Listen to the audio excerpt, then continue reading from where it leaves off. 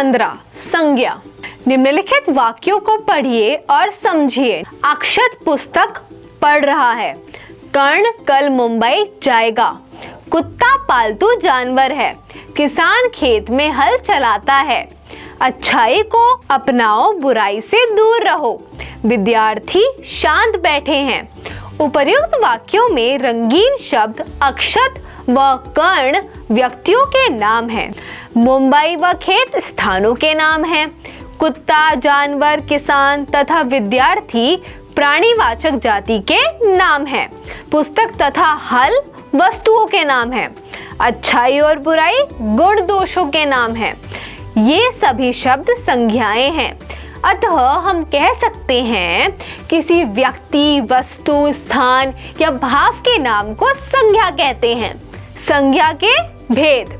संज्ञा के निम्नलिखित 3 भेद हैं। पहला व्यक्तिवाचक संज्ञा, दूसरा जातिवाचक संज्ञा, तीसरा भाववाचक संज्ञा। पहला व्यक्तिवाचक संज्ञा। महात्मा गांधी देश के प्रिय नेता थे। मदर टेरेसा एक समाज सेविका थी। गेटवे ऑफ इंडिया मुंबई में है। रामायण और गीता हमारे पवित्र ग्रंथ हैं। पीछे दिए गए वाक्यों में रंगीन शब्द महात्मा गांधी तथा मदर टेरेसा व्यक्ति विशेष के नाम, गेटवे ऑफ इंडिया और मुंबई स्थान विशेष के नाम तथा रामायण और गीता विशिष्ट ग्रंथों के लिए प्रयुक्त होने के कारण व्यक्तिवाचक संज्ञा हैं।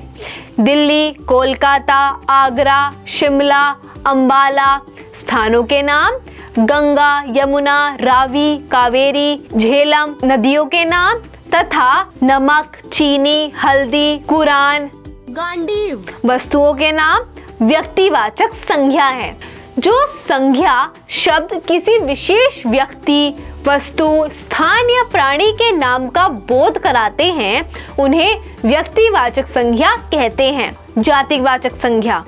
लड़के फुटबॉल खेल रहे हैं।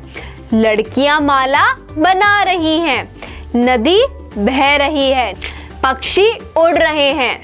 बच्चे खेल रहे हैं। उपर्युक्त रंगीन शब्द किसी न किसी विशिष्ट जाति की ओर संकेत करते हैं। अतः ये जातिवाचक संज्ञा के उदाहरण हैं। जो संज्ञा शब्द किसी जाति का बोध कराते हैं उन्हें जातिवाचक संज्ञा कहते हैं। भाववाचक संज्ञा। गांधी जी ने अहिंसा से आजादी प्राप्त की। मेरा मित्र कमरे की सुंदरता, भव्यता और सजावट देखकर दंग रह गया। शत्रुता और कड़वाहट मैत्री भाव के दुश्मन हैं। बचपन, यौवन और बुढ़ापा जीवन की 3 अवस्थाएं हैं। उपर्युक्त वाक्यों में रंगीन शब्द अहिंसा, आजादी, सुंदरता, भव्यता, सजावट, शत्रुता, कड़वाहट, मैत्री, बचपन, यौवन और बुढ़ापा किसी भाव विशेष का ज्ञान करवा रहे हैं। अतः ये भाववाचक संज्ञा है।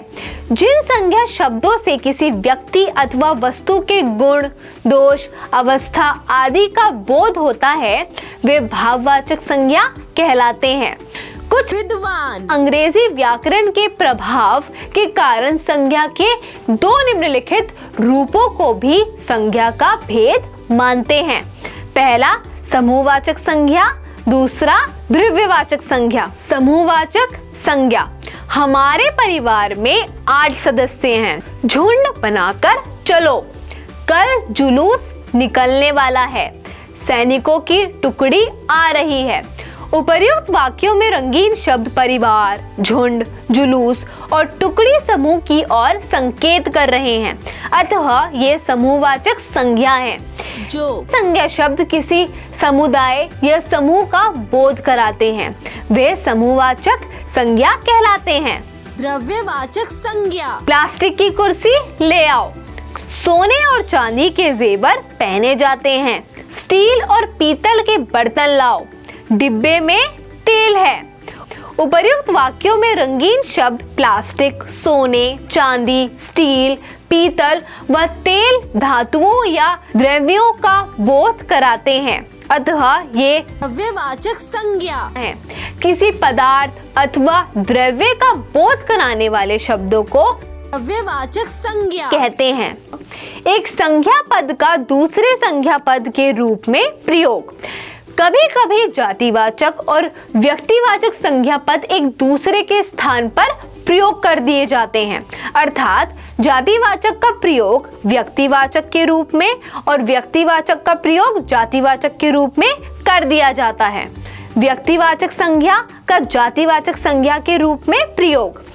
कुछ व्यक्तियों के जीवन में प्रायः अन्य लोगों के जीवन से भिन्न कोई ऐसी विशेषता, गुण अथवा अवगुण होता है जिसके कारण उनका नाम उस गुण या अवगुण का प्रतिनिधित्व करने लगता है। ऐसी स्थिति में वह नाम व्यक्ति विशेष का नाम होकर भी जातिवाचक शब्द बन जाता है। जैसे राजा हरिश्चंद्र का नाम सत्यवादी के लिए प्रसिद्ध है। इसी प्रकार आज के युग में जयचंदों की कमी नहीं, वह हरिश्चंद्र से कम नहीं। भारत को सीता सावित्री का देश कहा जाता है। विभीषणों से सावधान रहो। उपर्युक्त वाक्यों में जयचंद गद्दार का, हरिश्चंद्र सच्चाई का, सीता सावित्री पतिव्रता का तथा विभीषण विश्वासघात का प्रतीक है। जातिवाचक संज्ञा का व्यक्तिवाचक संज्ञा के रूप में प्रयोग। कभी कभी कुछ जातिवाचक शब्द किसी व्यक्ति विशेष या स्थान विशेष के अर्थ में रूढ़ हो जाते हैं, तब वे जाति का बोध ना कराकर एक व्यक्ति या स्थान विशेष का बोध कराते हैं।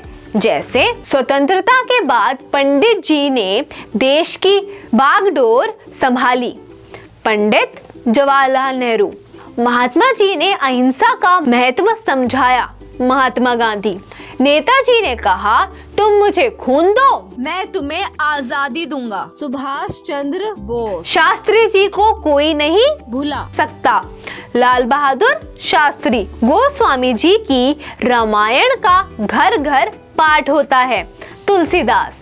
भाववाचक संज्ञा शब्दों का जातिवाचक संज्ञा के रूप में प्रयोग।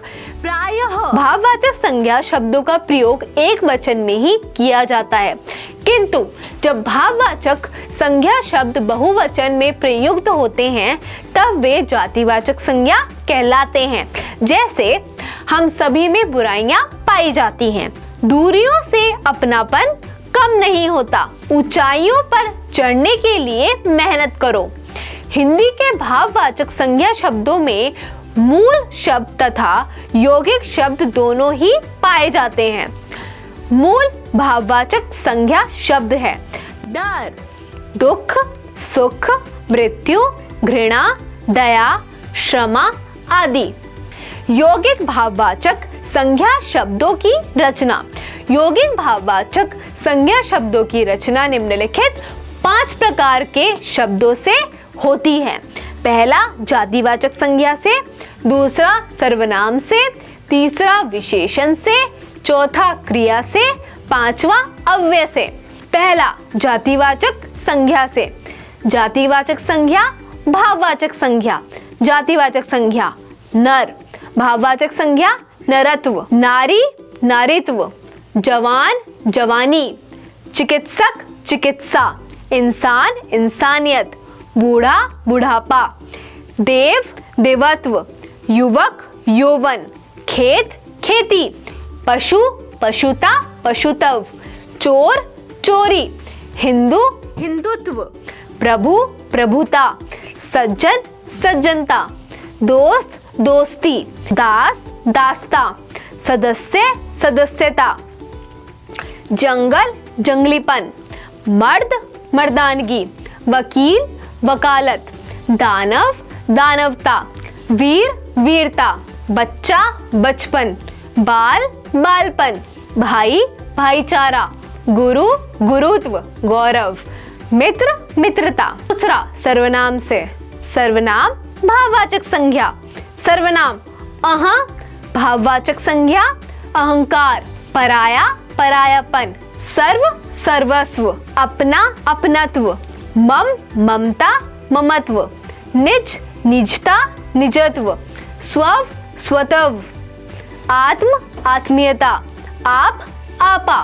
तीसरा विशेषण से, विशेषण भाववाचक संज्ञा, विशेषण अकेला, भाववाचक संज्ञा अकेलापन। चतुर चतुरता चातुर्य, आधुनिक आधुनिकता, आवश्यक आवश्यकता, उदार उदारता, आदर आदरणीय, अलग अलगाव, कृत्रिम कृत्रिमता, कुशल कुशलता, कुटिल कुटिलता, अच्छा अच्छाई, आस्तिक आस्तिकता, अनिवार्य अनिवार्यता, एक एकता, एकाकी एकाकीपन, आलसी आलस्य, अजनबी अजनबीपन, कठोर कठोरता, ऊंचा ऊंचाई, ऊपर ऊपरी, अरुण अरुणिमा, अमर अमरता, उपयुक्त उपयुक्तता, अनदेखा अनदेखापन, अधिक अधिकता, काला कालापन,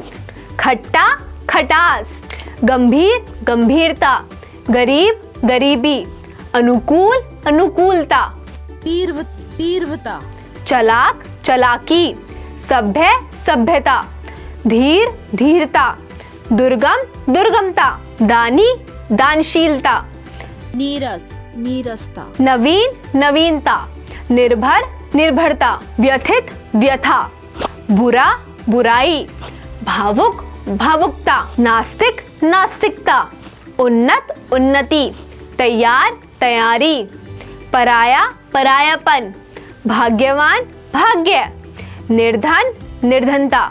चौथा क्रिया से, क्रिया भाववाचक संज्ञा, क्रिया उबालना, भाववाचक संज्ञा उबाल, खेलना खेल, घबराना घबराहट, चिल्लाना चिल्लाहट, चुनना चुनाव, छींकना छींक, खोजना खोज, ठहरना ठहराव, जीना जीवन, जलना जलन, पालना पालन, दौड़ना दौड़, दुत्कारना दुत्कार, बोलना बोल, बनना बनावट, बहना बहाव, हंसना हंसी, रोकना रोक, सीखना सिखाई, काटना कटाई, उतरना उतराई, कसना कसावट, चीखना चीख, गिनना गिनती, गरजना गर्जन, तोलना तुलाई, रोना रुलाई, झांकना झांकी, पढ़ना पढ़ाई, दहाड़ना दहाड़, फैलना फैलाव, पूजना पूजा, उलझना उलझन, सीना सिलाई, गिरना गिरावट, चकराना चक्कर, चलना चलन चाल, छापना छपाई, झुंझलाना झुंझलाहट, टकराना टकराव, थरथराना थरथराहट, थकना थकावट, पीसना पिसाई, पहनना पहनावा, मुस्कराना मुस्कराहट, सींचना सिंचाई, बदलना बदलाव, मारना मार, जीतना जीत, कमाना कमाई, खाना पीना खान पान, झुकना झुकाव, बनाना बनावट, उड़ना उड़ान, गड़गड़ाना गड़गड़ाहट, छटपटाना छटपटाहट, बचना बचाव, मिलना मिलन मिलाप, धोना धुलाई, चमकना चमक। पांचवा अव्यय से, अव्यय भाववाचक संज्ञा, अव्यय तेज, भाववाचक संज्ञा तेजी, नीचे निचाई, शीघ्र शीघ्रता, देर देरी, दूर दूरी, ऊपर ऊपरी, निकट निकटता, मान मनाही, बाहर बाहरी, पीछे पीछा, समीप सामीप्य, धिक धिक्कार।